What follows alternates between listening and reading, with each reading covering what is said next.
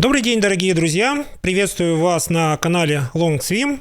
Тем, кто смотрит это видео первый раз, всем желаю хорошего дня. Устраивайтесь поудобнее, пересылайте это видео друзьям и знакомым по мессенджерам, по электронной почте. Сегодня это повод порадовать друзей новой полезной информацией, которая есть в нашем видео. Завтра это возможность обсудить эту информацию, ответить на наши комментарии. Тем, кто не подписчики, пожалуйста, подписывайтесь на наш канал, ставьте лайки, колокольчики. Тоже пересылайте это видео своим знакомым, друзьям, обсуждайте видео, рассказывайте о своей истории успеха. Тема сегодняшнего видео: где женщине найти время на учебу, отдых, хобби и спорт. 8 сфер колеса жизненного баланса сейчас находятся перед вами на экранах вашего видео. Тем, кто слушает это видео в автомобиле, пожалуйста, дайте обратную связь, как вам качество звука, как вам подача информации, потому что успешные люди находят время в автомобиле для наших видео. Даю обратную связь. В последнее время увеличилось количество подписчиков, увеличилось количество просмотров. Это значит, что наше видео кому-то интересно, увлекательно, расширяет кругозор, кому-то это структурирует информацию, кому-то помогает найти ответы на частые вопросы. Сегодняшнее видео будет размещено в плейлисте «Колесо жизненного баланса» для женщин, и мы разбираем самый распространенный вопрос: где женщине найти время. Колесо жизненного баланса представляет собой круг, в котором отражено 8 сфер. И на каждую из этих 8 сфер женщине необходимо найти время. Мы исходим из того, что следующий год, 365 дней, будет для вас, любимые женщины, очень успешным, очень плодотворным на ваше свершение. Вы сможете все запланированные дела закончить так, как вы хотели, кто-то к концу месяца, кто-то к концу года. Если у вас что-то не получилось завершить в этом году или в следующем, я думаю, что найдется время, найдется новый источник радости и ресурсов для того, чтобы эти дела завершились. Теория колеса жизненного баланса Long Swim говорит о том, что к своей мечте нужно стремиться, делать постепенные шаги. Кто уже уверен в своих силах, кто уже чувствует себя продвинутым пользователем, можно уже идти к своим целям вместе с единомышленниками, можно уже рассказывать о своем пути, становиться наставником. Цель колеса жизненного баланса – это найти единомышленников, потому что с единомышленниками мы любые цели достигаем с большим позитивом. И в этом видео я разберу вместе с вами, а где же женщине найти время для всех сфер колеса жизненного баланса. Опять возвращаемся к предыдущему видео. Для женщины важно, чтобы 4 сферы колеса жизненного баланса были всегда в приоритете. Это яркость жизни, духовный рост и творчество, сфера личностного роста и сфера здоровья и спорта. И давайте сейчас вместе с вами пройдемся, сколько времени нужно выделить для каждой сферы. Начинаем со сферы яркость жизни. Для яркости жизни мы выделяем 2 отпуска, то есть через каждые 6 месяцев мы планируем отпуск. Отпуск вам, женщины, нужен для того, чтобы полноценно отдохнуть, перезагрузиться и попасть в такой вот режим: работаем, отдыхаем, работаем, отдыхаем. Повальное увлечение многих женщин – это вот нырнуть в работу вот прямо вот на 100%, чтобы работа занимала все ваше время, занимала время с понедельника до воскресенья. Этот режим очень хороший, когда вам нужно погрузиться в очень новую сферу. Но если вы в своей профессиональной деятельности уже 3-4 года работаете, то можно перейти к режиму «работаем, отдыхаем». Итак, на отпуск в течение года мы берем 2 полноценные недели, то есть 14 дней в первом полугодии выделяем на отпуск и 14 дней во втором полугодии выделяем на отпуск, и итого мы получаем примерно 1 календарный месяц, без нескольких дней, посвящен вашему отдыху. А оправдан ли 1 месяц из 12 месяцев выделять на отдых? Продолжительная история человечества, бурный рост технологий, индустриализации показал, что мы все равно остаемся как бы людьми. Нам обязательно нужен отдых, потому что если мы работаем без отдыха, наша производительность, наша эффективность резко падает. Чтобы не доводить себя до такого состояния, можете в интернете найти много исследований, которые расскажут вам о том, что через 3 месяца интенсивной нагрузки у вас резко будет падать производительность. Неважно, вы занимаетесь умственным трудом или занимаетесь какой-то физической нагрузкой, производительность через 3 месяца интенсивных нагрузок не растет. Это вот можем четко констатировать.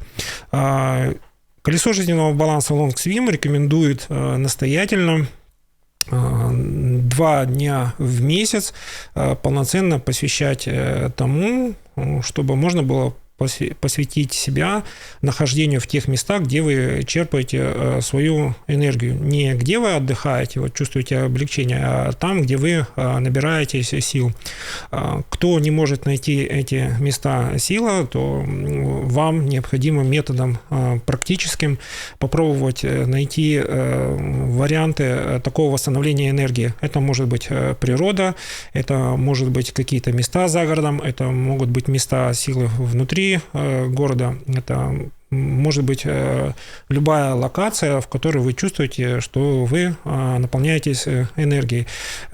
Для того, чтобы этот процесс поиска был каким-то для вас рациональным и в то же время эмоциональным, для этого очень настоятельно рекомендую использовать записи в блокноте, еженедельники и ежедневники. Они дают вам возможность попробовать сравнить посещение мест и те впечатления, которые они на вас произвели. Можно воспользоваться рекомендациями друзей, знакомых, можно найти какие-то локации через интернет, через публикацию в местных изданиях.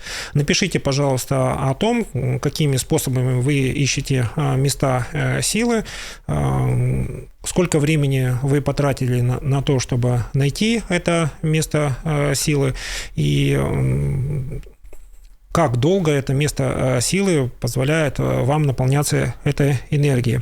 Подводим итоги. 2 дня в месяц умножаем на 12 месяцев. Итого 24 календарных дня, то есть примерно еще 1 месяц мы тратим на сферу яркость жизни для того, чтобы отдохнуть, восстанавливать силы.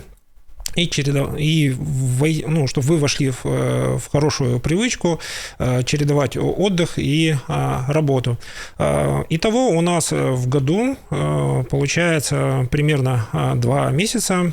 Округляю. Для тех, кто любит точные цифры, округляю. То есть мы 1 месяц, примерно 28 дней потратим на длительный отдых, где мы 14 дней будем посвящать только себе и полностью выпадем из режима работы или сферы деятельности, в которой вы заняты, и 24 дня мы примерно потратим на восстановление сил среди месяцев, то есть небольшой такой вот краткосрочный отдых с выездом из дома дают вам возможность восполнить силы, перезагрузиться энергией.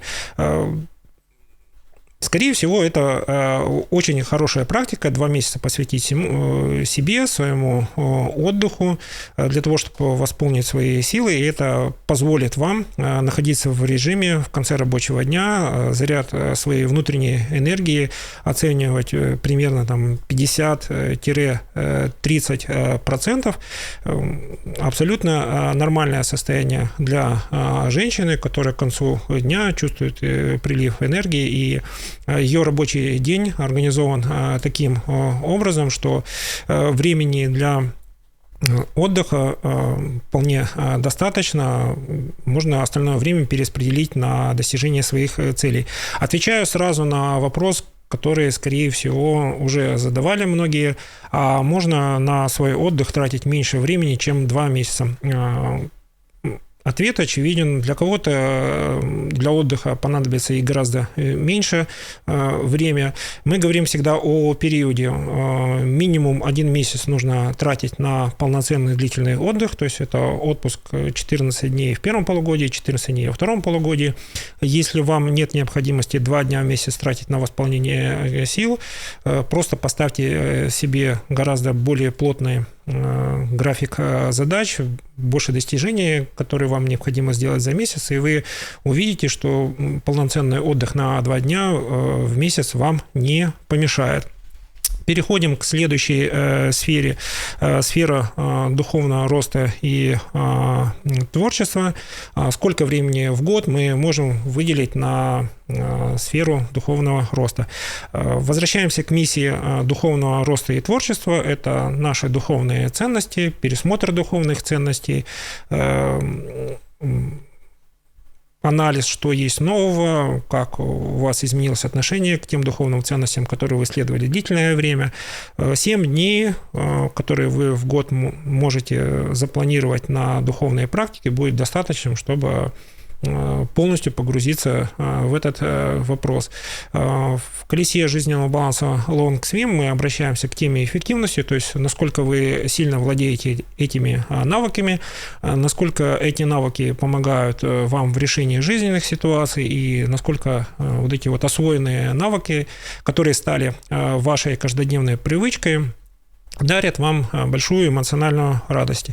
7 дней – это 3 дня в первом полугодии, условно 4 дня в следующем полугодии, это какие-то ретриты, это посвящение себя чтению какой-то литературы, то есть это 3 полноценных дня, которые выделены на то, чтобы вот свой внутренний стержень, свою внутреннюю опору привести в порядок, подчерпнуть новые инсайты. Это время, которое за год будет вполне достаточным.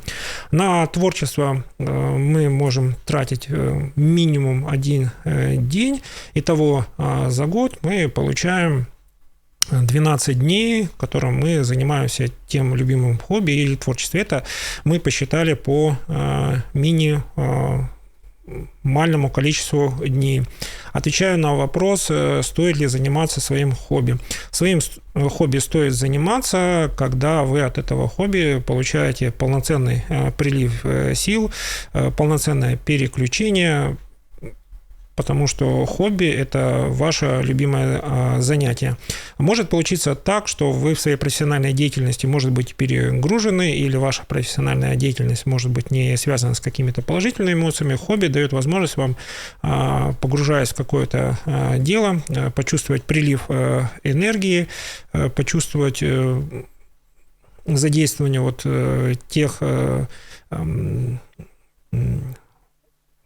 тех элементов коры головного мозга, которые дарят вам радость и наслаждение. Вот эти вот цифры, которые я вам продиктовал, они дают вам возможность в течение года посмотреть, сколько реально дней выделено на вас, именно на те дела, которые вот посвящены именно вам, а не кому-то другому. Рассматриваем следующую сферу личностного роста. Будем считать, что профессиональное обучение 1 раз в год является нормой, и этому профессиональному обучению мы уделяем примерно 3 дня. 3 дня можете выбрать любой курс, который вам нравится. Если вы работаете в какой-то компании, можете выбрать какой-то курс и попросить, чтобы это обучение вам профинансировала ваша компания. Во всем мире инвестиции в личное обучение сотрудников, в том числе и профессиональное, уже считается как окупаемая величина. потому что работник погружен именно в свежие технологии, в какие-то новые наработки, изменения законодательной базы. Обучение профессиональное, оно всегда полезно, потому что это общение с коллегами, это понимание, куда движется рынок, куда движется ваша сфера, в которой вы работаете, и вы понимаете, какие усилия вы будете прилагать, находясь в этой сфере. На личное обучение можно потратить 3 дня. Это можно совместить со сферой духовных практик. Это вы можете выбрать любое новое хобби, которым вы хотели бы заняться, но у вас не хватает информации, чтобы понять, как это для вас может быть полезно. Итого 6 дней в году вы можете потратить на сферу личностного роста, и это даст вам возможность те знания, которые вы получили, либо сразу применить на практике, либо эти новые знания позволяют вам структурировать ваш опыт. Я всегда настаиваю на том, что можно в сфере личностного роста немного времени уделить наставничеству в сфере своих друзей, коллег. Это наставничество может быть для ваших детей, когда вы свой личный опыт стараетесь передать. Это могут быть и лучшие моменты, или это могут быть те моменты, которые вы бы не хотели повторять. Сам факт наставничества очень сильно структурирует ваши знания, он по-другому позволяет вам взглянуть на тему преподавания и в целом дает возможность хорошо перезагрузиться. Переходим к сфере здоровья и спорт. Считаем, сколько времени мы тратим на свое здоровье. Что касается медицины, можно запланировать 7 дней в году потратить на свое здоровье, то есть общение с медицинскими специалистами, это может быть сдача анализов, это может быть какие-то более глубокие исследования. Не бойтесь, дорогие любимые женщины, потратить 7 дней в году, примерно 3 дня в первом полугодии, 4 дня во втором полугодии, чтобы пройти регулярное медицинское обследование у профильных специалистов, получить ответ, что с вашим здоровьем все в порядке, и мы плавно переходим к спорту. 2 дня в неделю, и итого получается 4 раза в месяц по 2 дня, и 12 месяцев, 96 дней мы можем посвятить спорту. Эти 96 дней, в которых 2 часа вы полноценно занимаетесь спортом. Не такая большая величина, и 2 раза в неделю для занятий спортом, это может быть утренние занятия, вечерние занятия, каждый выбирает свой режим дня. Это не такие большие заоблачные цифры, но 2 дня в неделю для занятий спортом полностью позволит держать ваш организм в тонусе, позволяет перерабатывать негативные эмоции, помогает накопившееся напряжение, которое есть, перевести в какой-то хороший мышечный тонус. Я еще раз рекомендую вам поучаствовать обязательно в каких-то соревнованиях или в качестве участника. Если нет такой возможности, сходите на любое спортивное соревнование в качестве болельщиков, поддержите спортсменов, вы получите тоже огромное удовольствие от самого спортивного мероприятия. Итак, мы просчитали, сколько времени мы тратим на 4 базовых сферы для женщины, и теперь этот вопрос можем рассмотреть детально. То минимальное время, которое я вам сейчас озвучил, только что оно полностью является реальным. Для этого нужно применить метод годового планирования и в первую очередь запланировать свой отпуск. На это мы тратим 14 дней и 14 дней. Не нужно при планировании вперед ставить задачи, связанные с работой или с детьми, или с личными отношениями. Сначала постарайтесь выделить время на себя любимую, на свой отдых. Далее, после отдыха, мы посвящаем время своим духовным ценностям, своим хобби. Если у вас хобби было в прошлом году по остаточному принципу выделения времени, в следующий год, пожалуйста, запланируйте для хобби всю базовую настройку. Это нужно что-то купить из инструментов, из каких-то предметов, это может быть какие-то материалы, это может быть новая спортивная форма. Все, что касается хобби, можно сделать апгрейд, обновление, новые покупки. Это позволит вам получить дополнительную эмоцию от вашего хобби. Если вы вот эти вот две сферы запланировали, выделили бюджеты, выделили время, будем считать, что следующий год у вас уже пройдет с заботой о себе, с пониманием того, что отдохнувшая женщина – это совершенно более счастливый человек, а вовремя отдохнувшая женщина – это просто человек, окрыленный вдохновлением. Именно вот этого вдохновения от вас ждут в сфере отношения семья, друзья и окружение. Если мы понимаем мотивы, зачем женщине нужно найти время на отдых, я вам уже дал ответ. То есть женщина, которая позаботилась о себе, о своих собственных сферах, она уже способна дать вот эту энергетику вдохновения в сфере отношения семья, в сфере друзья и окружение. То есть она в прекрасном смысле окрыляет, и ничто уже не может сбить его с этого состояния. Колесо жизненного баланса Long Swim – это больше про состояние.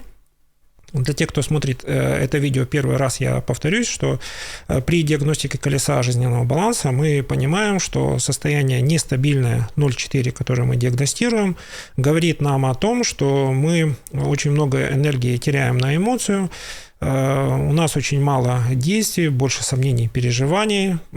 После краткосрочной практики колеса жизненного баланса примерно 6 месяцев, полгода или год, вы уже осознаете преимущество состояния 4-8, когда вы больше концентрируетесь на действиях, на совместных действиях с любимым человеком, с любимой женщиной, с любимым мужчиной.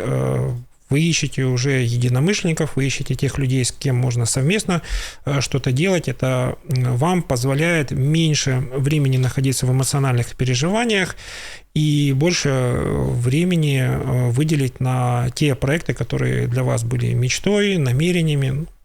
И все, что вы задумали, оно больше всего сбывается. Те, кто любит очень сильные цифры, я вам озвучу процент в состоянии 4-8. Если вы сделали 30-50% из запланированного на год, это очень замечательный результат. Плюс такого планирования в том, что вы в жизни делаете то, что вам нравится, то, что вы запланировали, и в этой жизни в состоянии 4-8 у вас меньше остается времени на дела, которые вам навязывают, пускай даже по работе, пускай это друзья, окружение, то есть вы полностью заняты собой, и у вас со временем получается такое вот состояние, когда вы испытываете огромное удовольствие от того, чем вы занимаетесь. В состоянии 4-8 вы уже находитесь в таком продвинутом состоянии, у вас все, что с вами происходит, уже структурировано, вам не нужно пояснять, искать дополнительные мотивы, почему вам нужно сделать. Вы любую задачу решаете с огромным энтузиазмом, с большой харизмой, люди к вам тянутся. Вот в этом все преимущество состояния 8-10. Давайте дальше продолжим, где найти женщине время на личностный рост, здоровье и спорт. Я позволю себе переформулировать эту задачу, а зачем женщине нужно находить время на личностный рост, на обучение, и зачем женщине нужно находить время на спорт и медицину, на внимание своему здоровью. Только что я озвучивал, что профессиональное обучение – это примерно 3-4 дня в год.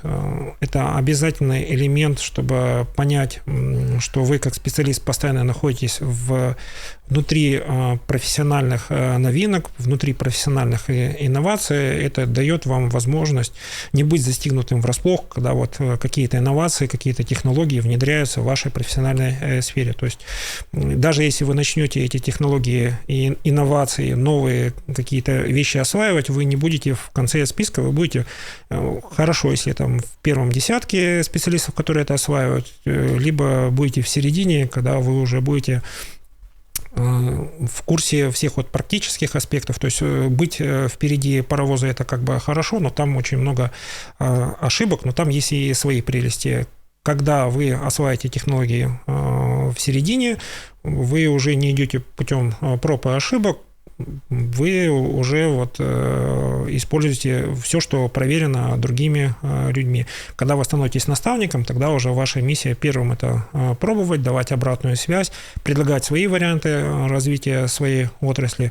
Я очень хотел бы, чтобы вы на своем жизненном пути попробовали роль наставника. Что нам дает личностный рост, кроме получения знаний? Он дает нам возможность в своей жизни применять те наработки, которые есть в состоянии 4.8. Важно вот это вот осознание, что то, о чем вы когда-то слышали, о чем мечтали, но не решались это внедрить в свою собственную жизнь, с появлением тренера, наставника, эксперта или единомышленников, оно очень легко внедряется. Возьмем такой элемент, как плавание. Плавание может быть доступно любому возрасту. Я на своем опыте могу сказать, что я вот в возрасте где-то 51 год первый раз попробовал профессиональные тренировки с тренером чемпиона мира, и я полностью доволен, хотя до этого у меня опыта тренировок на открытой воде и в бассейне не было. Есть мои лично поставленные задачи в качестве обучения, то есть проплыть 10 километров по открытой воде.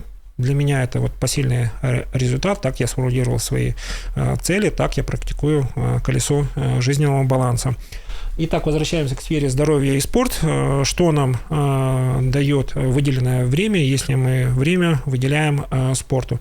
Время, выделенное на спорт, дает нам возможность находиться в гармонии. То есть у нас физическое тело и духовные ценности находятся в хорошем балансе, в хорошей взаимосвязи. Если мы устали, духовные ценности позволяют нам продолжать занятия, несмотря на усталость.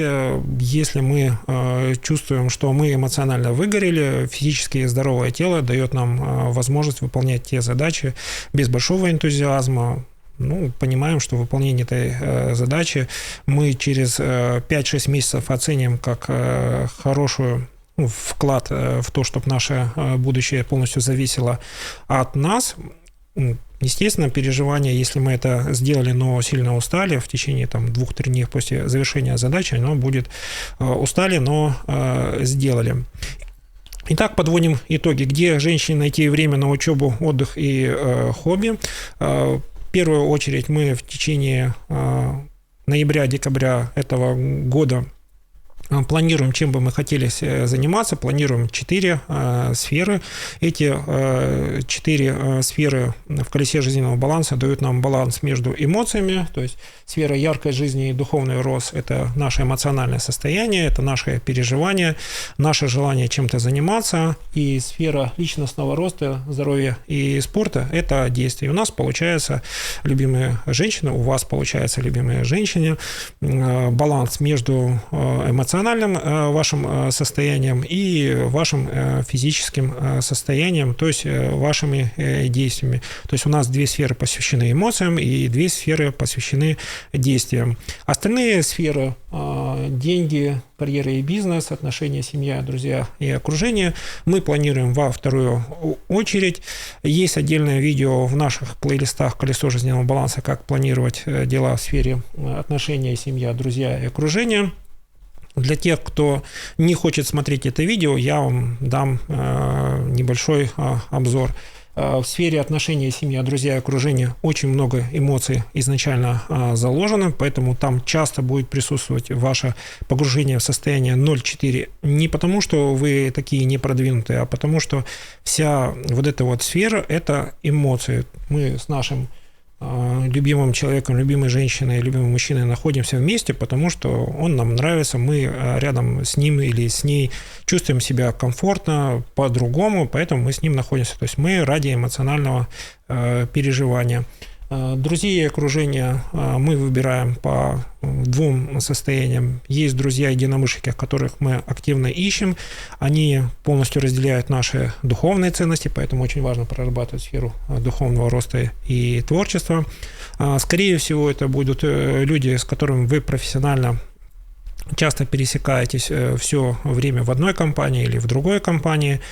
Колесо жизненного баланса рекомендует находить единомышленников в каждой сфере. Для этого мы раз в 10 лет рекомендуем вам заниматься совместно с любимым человеком, любимой женщиной, любимым мужчиной хобби. Возможно, это будут дети, с которыми вы будете заниматься своим любимым хобби. Это дает вам возможность делать что-то совместно, иметь совместные переживания. Это укрепляет отношения. И, как я уже говорил, в колесе жизненного баланса над своими отношениями нужно постоянно работать, укреплять их, а не поддаваться на внешние факторы, которые разрушают наши отношения. И вот разрушение наших отношений, оно всегда идет постоянно. Так устроен наш мир. Все, что мы укрепляем, оно становится крепче. Все, что подвергается внешнему воздействию, нужно периодически восстанавливать, приводить в исходную форму.